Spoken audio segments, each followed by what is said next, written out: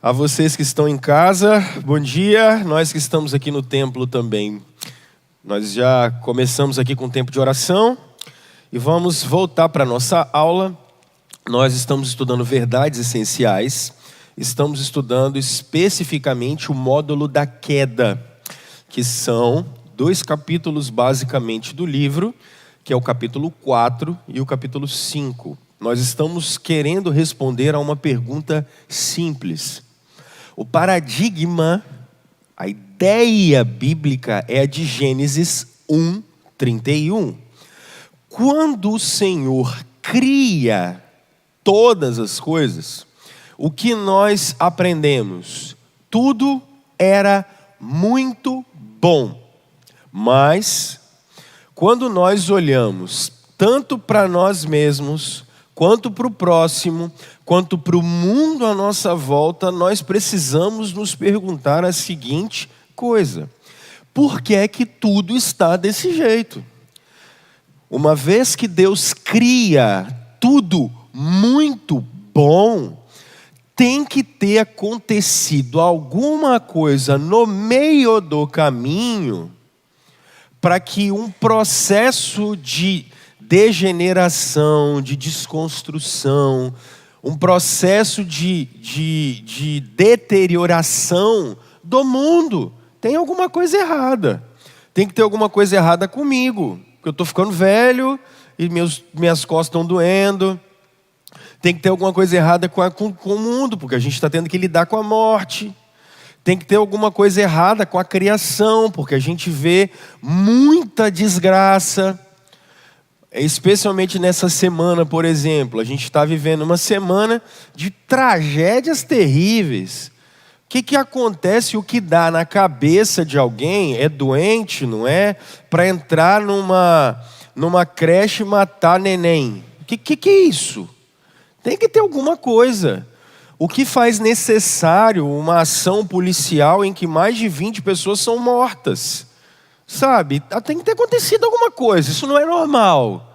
A gente não pode se acostumar com isso. Como eu sempre falo com vocês, a gente não tem condição de se acostumar, por exemplo, com a morte. É estranho. Essa semana eu fui fazer um velório, por exemplo, Covid. Uma pessoa que não é da igreja me ligou pedindo para eu ir fazer um ofício fúnebre daqueles que a gente está vendo, que eu já contei para você. Não tem mais capela mortuária, coloca o carrinho já lá na bica da sepultura. E aí a gente tem que fazer 5 minutos de oração com o caixão dentro do carro, não pode tirar. E aí a gente faz a oração, tira o caixão e bota ele em cima da sepultura e não tem. Quando você fala assim, agora aquele último momento, aquela oração final, não tem. Desce e cimento em cima. Então, o que está acontecendo? Então, alguma coisa tem que ter acontecido. A Bíblia trabalha com um paradigma. Gente, é isso. Pecado. Pecado. E o que eu trabalhei com vocês nas nossas últimas 2 semanas é, número 1, vamos lá em Gênesis 3. Número 1, vamos lá. Quando nós observamos Gênesis capítulo 3, a gente já começa a ver a origem disso que a gente chama de hamartia na Bíblia. É a palavra errar o alvo, a palavra pecado, é a palavra errar o alvo. Então, o que é isso? Ora, a serpente era o mais astuto de todos os animais selvagens. Quando nós chegamos em Apocalipse capítulo 12, lembrem que eu tenho falado com vocês da simplicidade bíblica. Apocalipse capítulo 12, no verso 9 diz: o grande dragão foi lançado fora.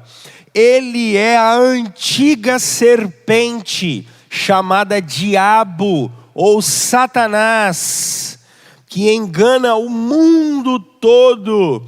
Ele e os seus anjos foram lançados na terra. Quem se aproxima da raça humana? Satanás. Então nós trabalhamos por um tempo como antes do pecado entrar na criação, o pecado tem uma origem espiritual, uma rebeldia satânica, demoníaca.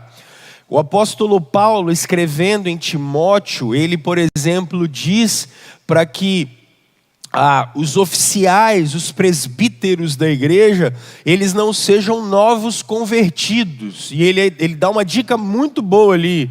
Ele diz, eles não podem ser novos convertidos para eles não caírem no mesmo pecado que o diabo, a soberba. Lembrem-se disso? Conversamos sobre isso.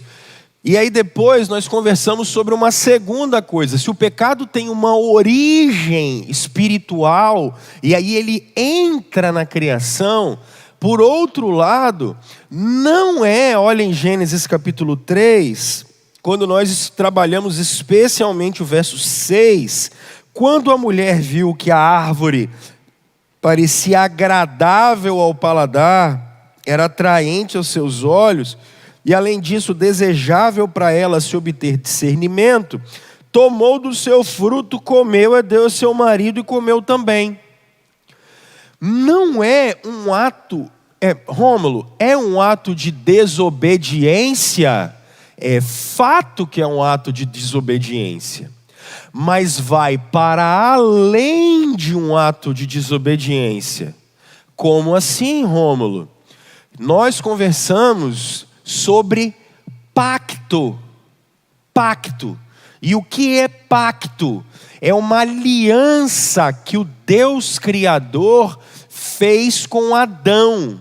Ou seja, Adão, a doutrina reformada chama isso de pacto das obras, porque ele depende da obediência de Adão.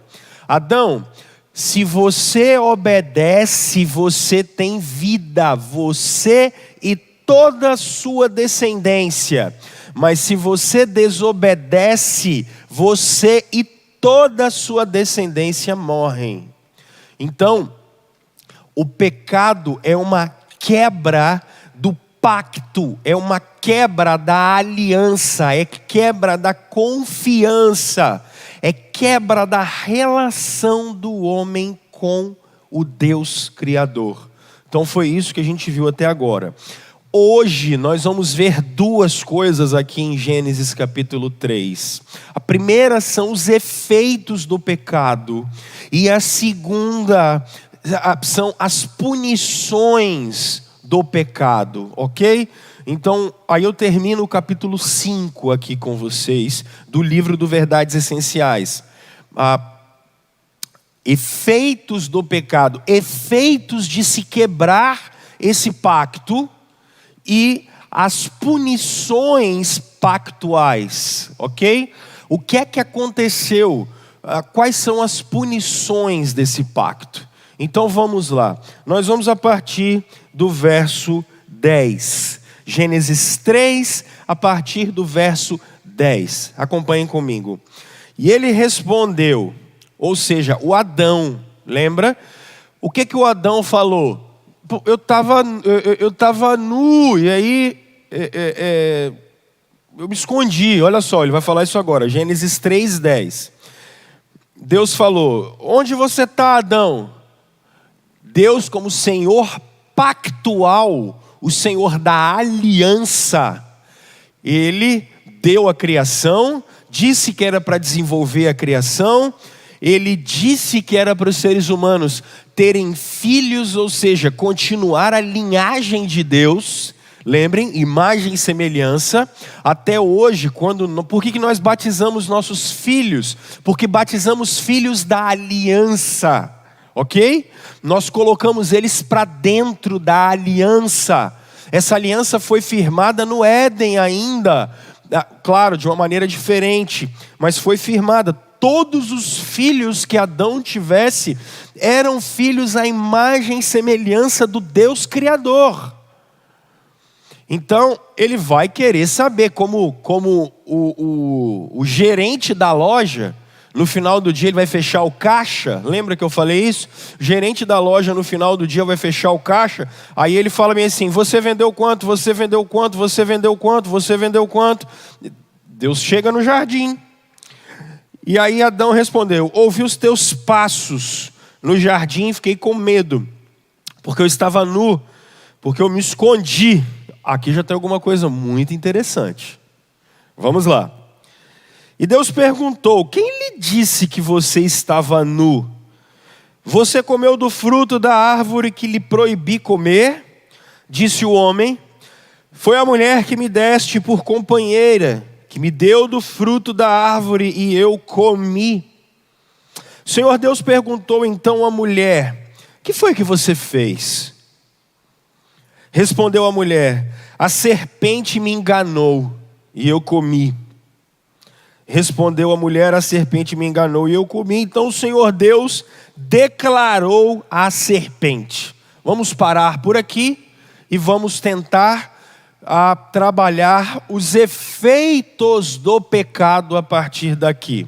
Bom, vamos que vamos. Então, primeiro, efeitos do pecado. Parece bobeira.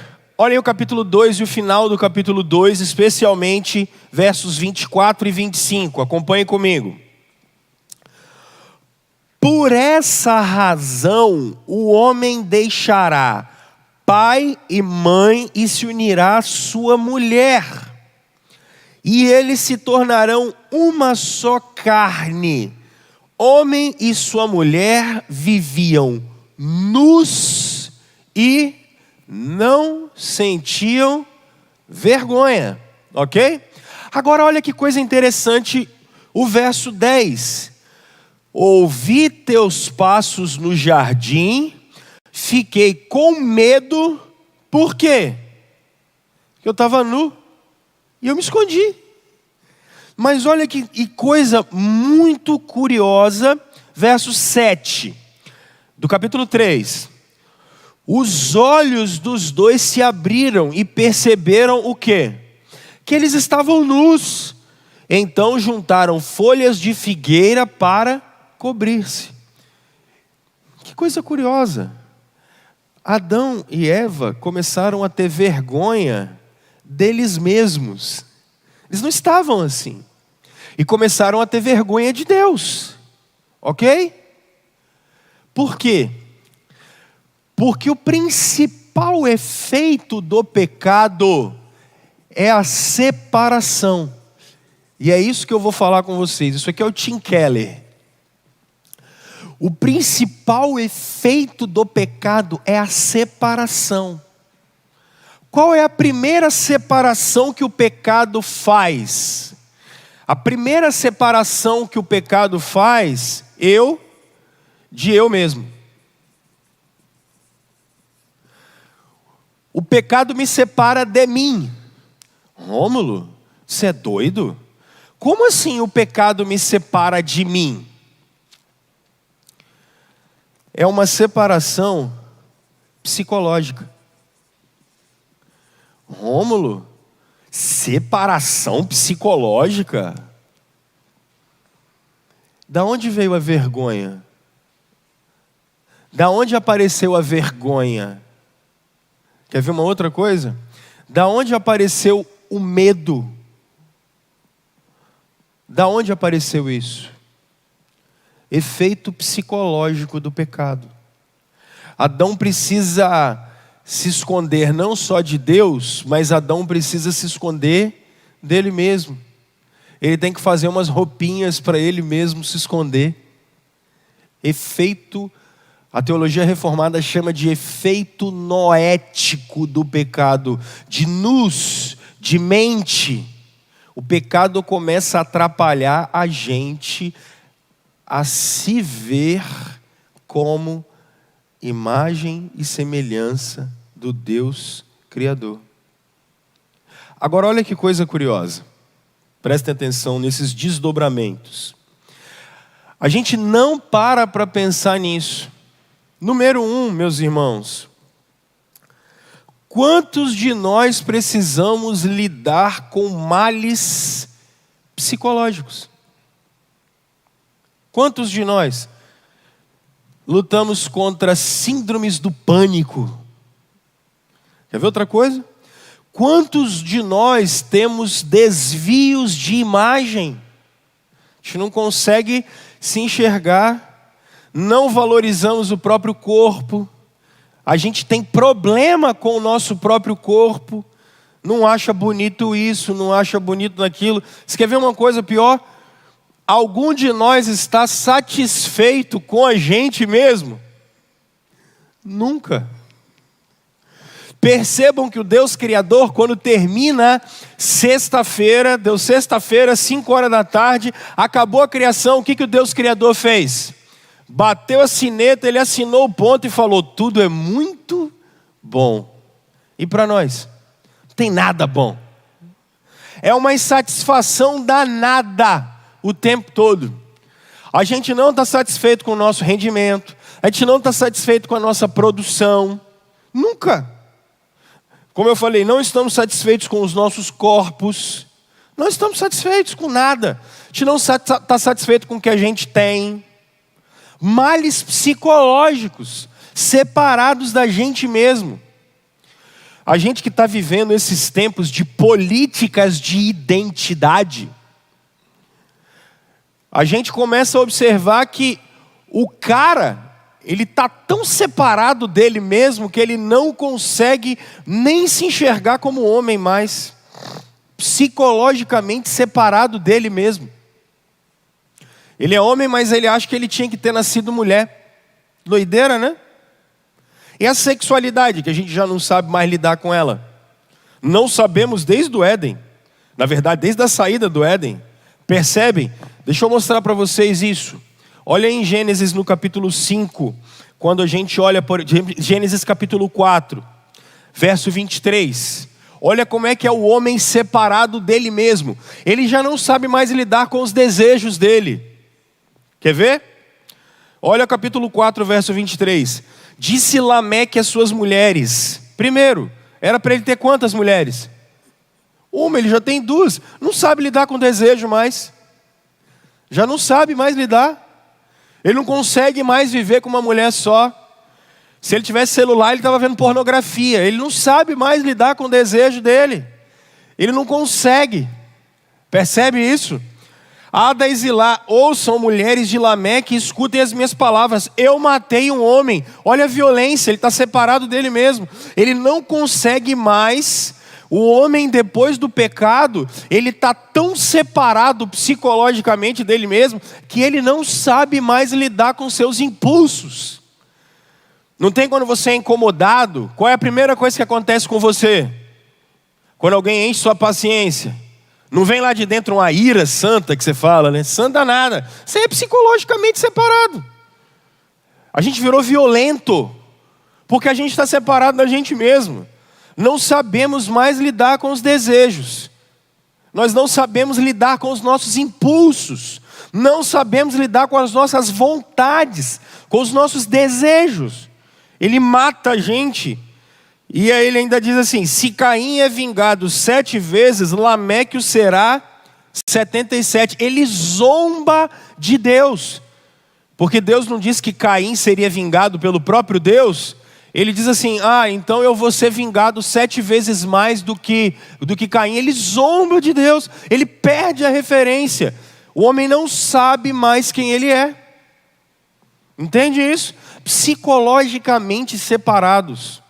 Então, olha só, quando você olhar assim, Rômulo, quais são as origens das doenças psiquiátricas? Pecado. Quais são as origens das doenças psicológicas? Pecado.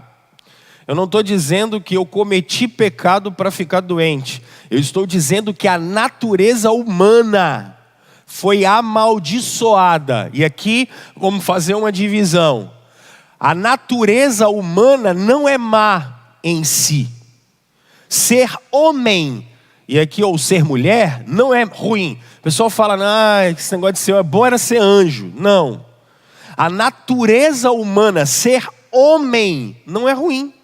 Ser da raça humana não é ruim. Só que essa natureza humana está amaldiçoada. Eu vou trabalhar isso com vocês daqui a pouco. Nós não podemos perder isso de vista, gente. Então, quando vocês olharem o jornal e falar assim, acaba-se de descobrir um escândalo de corrupção, é porque o homem não sabe mais ser ético. Ele está separado psicologicamente dele mesmo. A gente não sabe mais lidar com a moral. Tanto que, quando vocês olham Gálatas, olhem Gálatas capítulo 5. Só para vocês poderem entender isso. Olha Gálatas capítulo 5. Porque às vezes a gente trabalha só no campo da moral. Gálatas capítulo 5 vai falar dos frutos da carne, mas Gálatas capítulo 5 vai falar do fruto do Espírito. Certo? Vocês lembram disso? Isso aqui é o homem psicologicamente separado dele mesmo. Olha lá, verso 19.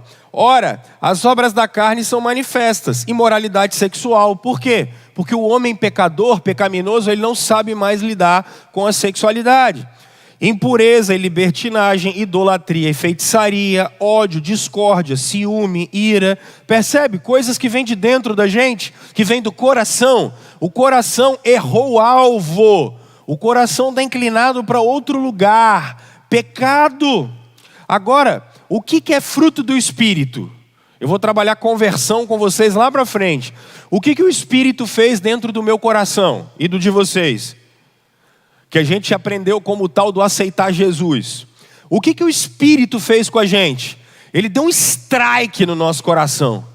O Espírito pegou nosso coração, ele deu-lhe uma tacada e o que ele fez? Aquele que está em Cristo é o quê? Nova criação. As coisas de Adão morreram. E eis que os frutos do Espírito começam a nascer. Porque agora a gente vai se encontrar de novo. Deus vai ter que refazer você. Por isso que Jesus diz que necessário é nascer de novo. Tem que fazer um outro Adão. Adão não serve mais. Então a gente tem que fazer Cristo em nós, que é a nova raiz da nossa raça. Quem está em Cristo faz parte da nova Jerusalém, do novo céu, da nova terra. Então já começa a se encontrar psicologicamente. Ok? Olha os frutos do Espírito. Como é que eles são? Percebam. Amor, alegria, paz, paciência, amabilidade, bondade, fidelidade, mansidão e domínio próprio. Percebe isso? Contra essas coisas não há lei. Os que pertencem a Cristo, o novo Adão, já crucificaram esse negócio. Porque psicologicamente, quem é que define a minha imagem agora? Quem define a minha imagem não é a sociologia, não é o pós-estruturalismo, o estruturalismo. Quem define a minha identidade? Cristo. Quem define a minha identidade não é a cor da minha pele, não é a minha negritude ou branquitude. Quem defende a minha identidade é Cristo. Não é se eu sou europeu ou africano ou americano do sul. Quem define a minha identidade não é se eu sou homem ou mulher, escravo ou cita. É isso que o apóstolo Paulo diz. Todos são um em Cristo. Porque psicologicamente o pecado separou a gente de a gente mesmo. Quando vocês virem pessoas que brigam mais por movimentos do que por Cristo, é porque é idolatria. É idolatria. O que define a nossa identidade é Jesus. É quem nós somos em Cristo. Psicologicamente separados. Isso é pecado. Mas vamos voltar em Gênesis capítulo 3. Vamos lá. Então, males psicológicos, separados psicológica, como é um advérbio, deixa eu botar o mente aqui também. Tem que ter advérbio. Todo advérbio tem que ter mente, tem que lembrar da mente. Bom, vamos lá. Mas tem mais separação que o pecado fez. Vamos observar. Nós estamos ainda só, e percebe isso? Isso é só o verso 10. Gênesis 3 é lindo demais. Então vamos nós. Verso 11. Deus perguntou: quem lhe disse que você estava nu? Você comeu do fruto da árvore da qual lhe proibi comer? Olha a resposta. Ela é muito boa. Foi a mulher. Foi a mulher que você me deu por companheira, que me deu do fruto da árvore e eu comi. Isso é ótimo. É a primeira transferência de responsabilidade na história. Há uma interpretação muito ruim para esse versículo, que diz assim: não, Adão não está transferindo a responsabilidade. Adão está fazendo uma confissão. Sinceramente, dá para acreditar nisso não. Mas Rômulo, por que não dá para acreditar nisso? Porque ele se esconde. Ele se esconde e está com medo de Deus. Adão transfere a responsabilidade. Ele é o primeiro covarde da história. É o primeiro que falta hombridade. Ele é o primeiro cara que tinha que ser homem e não foi. Ele não assume a responsabilidade. Se Adão fosse Jesus, o que ele teria feito? É verdade, eu comi, ela comeu, não mate ela, que eu morra no lugar dela. É isso que o Deus da nova aliança faz. Adão se esconde. Lembra? Quando Jesus levanta o cálice da nova aliança, ele está dizendo: eu morro no lugar deles. Não tem problema. Adão não. Adão foge. Por quê? Porque o pecado tem uma separação minha dos outros. Isso aqui é uma separação social. Separação social. Transferência de responsabilidade. Agora vamos tentar aplicar isso. Vocês vão observar em Gênesis capítulo 4. Qual é a primeira coisa que acontece em Gênesis capítulo 4? O que o Moisés está querendo mostrar em Gênesis capítulo 4?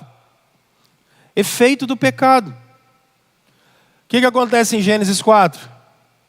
Caim mata Abel. Aí Deus vai procurar o Caim. O que Deus faz? A mesma pergunta que ele fez para o Adão. Onde é que você está, Adão? Não é? Só que Deus pergunta diferente para o Caim. O que Deus pergunta para o Caim? Cadê seu irmão? O que ele fala? Por acaso eu sou o tutor do meu irmão? Está querendo se esconder, olha que coisa.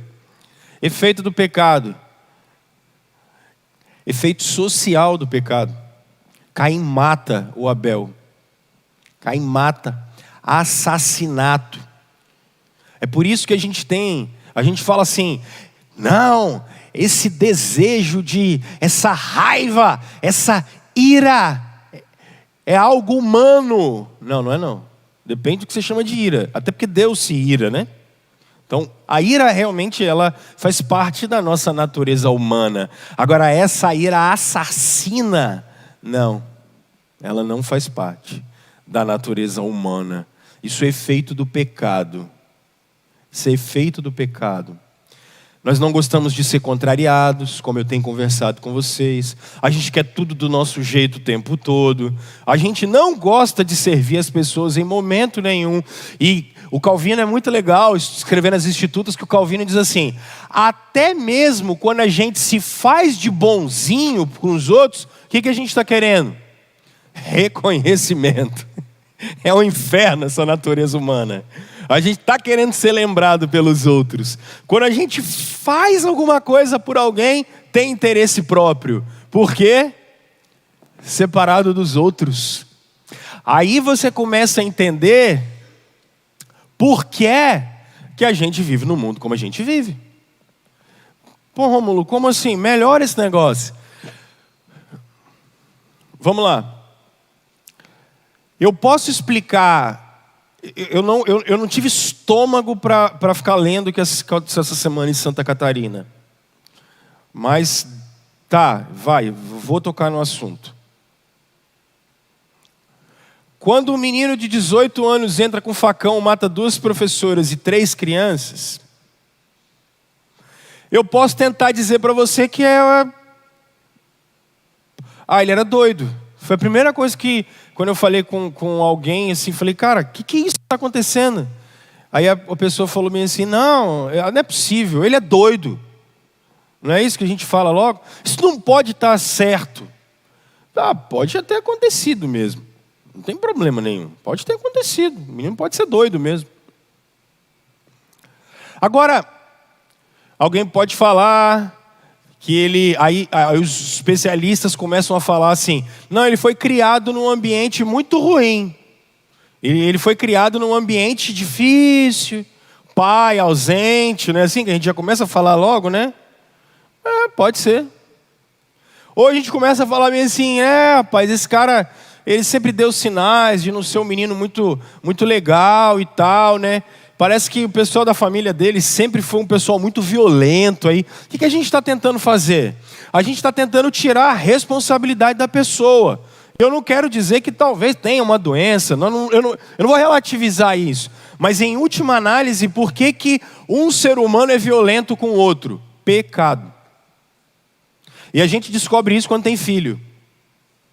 Quando você tem filho, você começa a perceber a capacidade dissimuladora deles, a capacidade de mentir, coisa muito curiosa, e vai piorando, né, com o tempo. Se não forem educados, você começa a perceber isso, os desvios de caráter que eles têm logo quando são crianças. Quem trabalha na educação vê isso o tempo todo.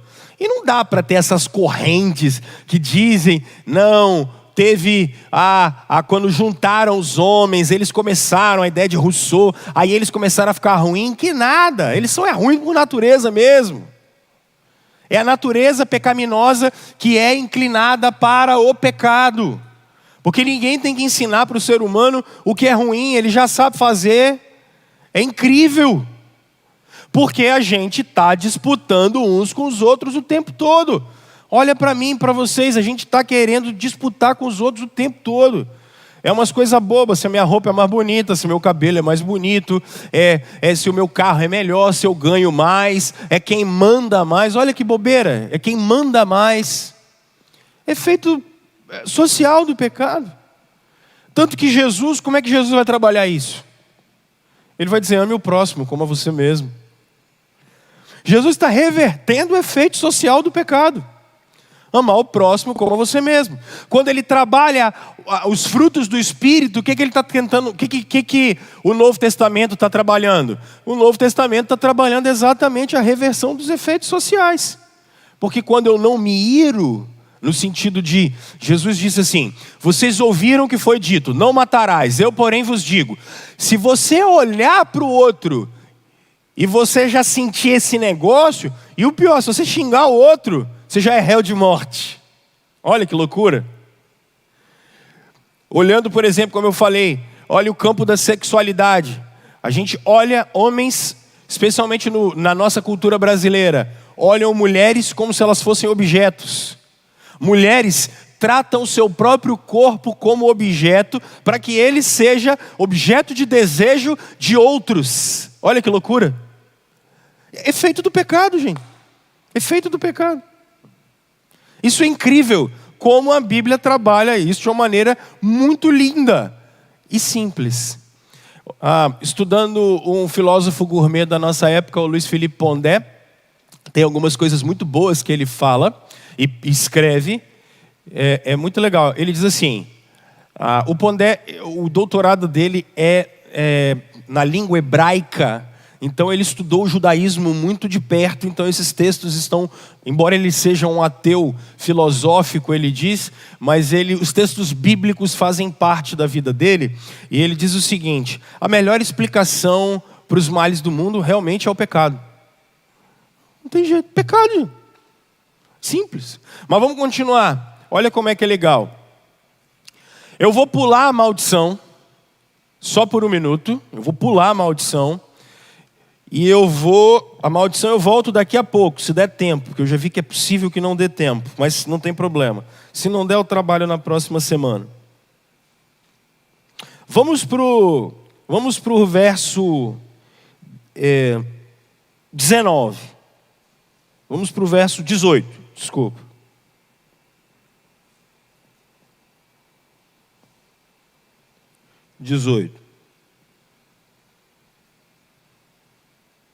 Vamos 17. Visto que você deu ouvidos à sua mulher, comeu do fruto da árvore da qual eu lhe ordenara que não comesse. Olha agora. Maldita é a terra por sua causa. Com sofrimento você se alimentará dela todos os dias da sua vida. Ela lhe dará espinhos e ervas daninhas, e você terá que alimentar-se das plantas do campo. Ok? Com o suor do teu rosto você comerá o seu pão, até que volte à terra, visto que dela foi tirado, porque você é pó e ao pó voltará. Olha que bacana. O que está escrito aqui, Rômulo? Isso é muito legal. O pecado separou eu, não só de mim, não só do outro, mas o pecado me separou da criação. Rômulo, como assim? Antes da queda, como é o jardim? Adão, cultiva, mas olha, tudo que está aqui você pode comer, ok? Tranquilo? Jardim é sacrificial, ele tem de tudo. Mas e agora? Agora você vai ter que brigar com ele. Agora você tem que brigar para do suor do seu rosto. Adão, trabalho agora não é prazeroso, porque a terra agora vai te dar trabalho. Deixa eu te dar um exemplo, ainda podemos usar esse exemplo. Possivelmente todos nós, a maioria aqui, já capinou um quintal ou uma horta ou alguma coisa assim. Possivelmente vocês já fizeram isso. E aí você foi lá, pegou a terra e você abriu e arrancou aquele monte de negócio, aqueles matão que você puxa assim, Eugênio. Aí tem aquele monte de raiz embaixo, dá um trabalho para pular aquele negócio e quando você tira, uxa. Aí 4 dias depois você volta. Que praga, só.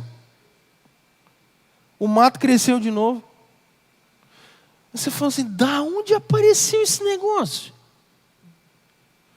E mato é um trem interessante. Cara, você arranca e ele volta. Porque agora você está separado da criação, Adão. Agora trabalho cansa. Os gregos tinham um mito de Sísifo. Sísifo foi amaldiçoado pelos deuses. E o trabalho de Sísifo era todos os dias pela manhã. Ele acordava e ele tinha que empurrar uma pedra muito grande em cima do morro. Então Sísifo começava, empurrava e subia. E meio-dia ele estava lá empurrando aquele negócio. E aí quando dava 3 horas da tarde, 5 horas da tarde, ufa, ele chegou lá em cima. Aí Zeus pegava Sísifo e botava ele na prisão de novo. E aí no outro dia o que Sísifo tinha que fazer? Logo cedo pegava a mesma rocha e subia. Assim os gregos ensinavam o que é o trabalho. Chico Buarque dizia isso. Todo dia ela faz tudo sempre igual, me sacode às 6 horas da manhã. Todo dia, todo dia, todo dia. E percebam que nessa música chamada Cotidiano, do Chico Buarque, ele vai na mesma toada. Porque o que ele está querendo dizer? A vida é chata pra caramba, velho. Ele não muda, não tem um refrão, não tem nada. Todo dia, todo dia, todo dia, todo dia. Brigar com a criação, todo dia. Todo dia. Todo dia. Eu já falei com vocês aqui, a maior prova da depravação total é pia de cozinha da nossa casa. Já lavaram vasilha? Aquilo é um inferno, gente. Uma hora depois está tudo lá de novo.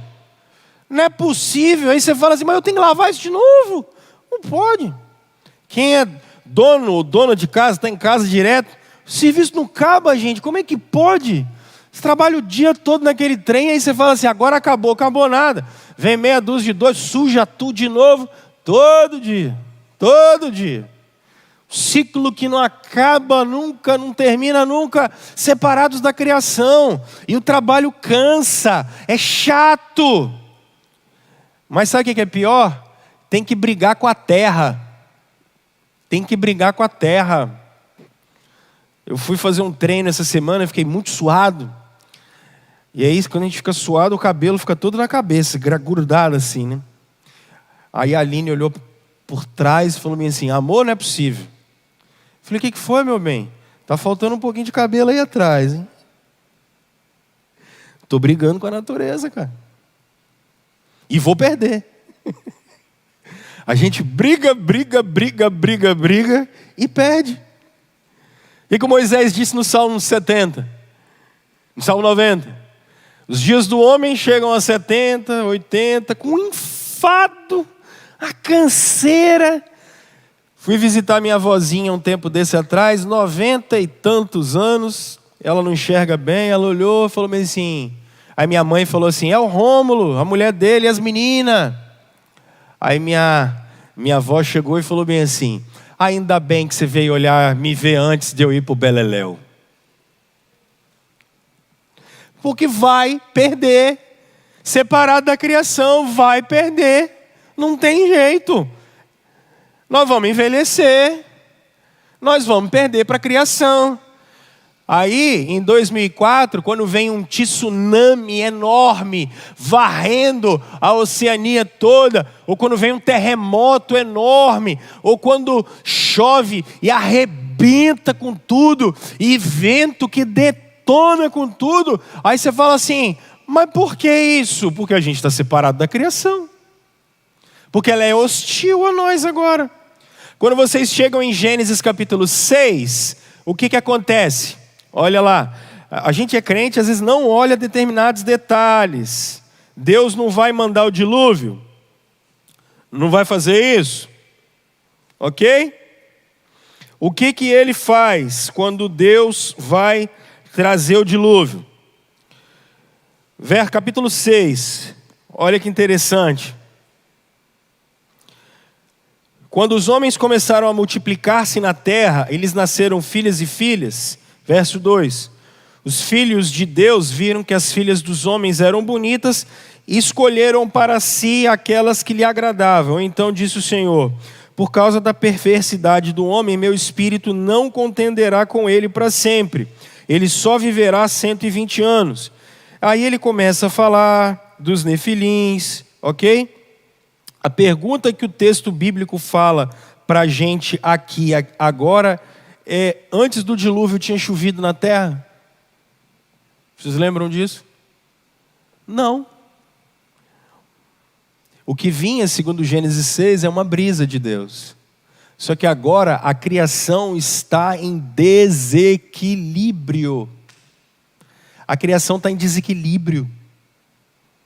Então, ô Rômulo, por que tem tanto mal ambiental? Pecado.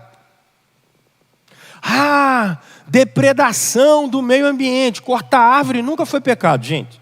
Desde o jardim era para cortar árvore mesmo. A gente tem que parar com essa loucura. Cortar árvore nunca foi pecado. O que é pecado? Depredar o jardim. Porque se tira, nasce de novo. Então a gente tem que cuidar. A gente sempre teve que cuidar do equilíbrio do jardim. Só que agora a gente só explora ele. A gente só explora. A gente não faz mais nada. Então quando vocês olham todos esses movimentos ambientalistas, eles são muito interessantes. Desde que eles não digam que a gente não pode explorar o jardim. Porque pode. Tem que explorar a criação. Ela está aqui para isso. Agora, o que não dá é para depredar ela. Depredar a criação não dá. Não foi para isso. Era para dominar, administrar, Então, quando você for cortar uma árvore, hoje em dia, não precisa ficar com a consciência pesada. Pode cortar a árvore, desde que seja necessário. Desde que você tenha uma consciência de que o jardim é de Deus, e ele tem que ser administrado. Ok? Então, vamos lá. Tem que fazer isso com consciência. Beleza. Último efeito do pecado. Qual é o último efeito do pecado? Vamos para Gênesis capítulo 3. De novo. Gênesis capítulo 3. A partir do verso 20. O que eu estou querendo mostrar para vocês aqui? Percebem que para todas essas maluquices que a gente vive hoje em dia, a Bíblia tem resposta para tudo. É incrível. Ela pode não ser exaustiva, porque não é o objetivo da Bíblia ser exaustiva. Por exemplo, eu acabei de falar de questões ambientais. A Bíblia não tem o objetivo de fazer o tratado do meio ambiente, mas ela te dá norte para você administrar a criação.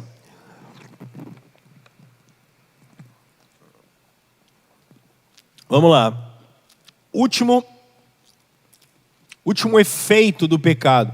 Isso aqui está bem explicado pelo Tim Keller num livro chamado Igreja Centrada. É muito bom. A gente já trabalhou esse livro aqui. Agora, olha que coisa legal. Verso 20. Capítulo 3, verso 20. Então Adão deu nome à sua mulher. Isso aqui é legal, não é? Já pararam para pensar no que é dar nome? Não? O que é dar nome? Dar nome é dar significado. Isso aqui é um pincel. Quando eu dei o nome, eu dei significado. É o nosso papel de co-criadores. Olha que coisa legal.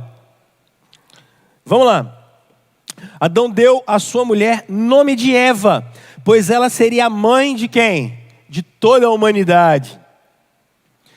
O Senhor Deus fez roupas de pele e com elas vestiu Adão e sua mulher. Então disse o Senhor Deus: agora o homem se tornou como um de nós, conhecendo o bem e o mal.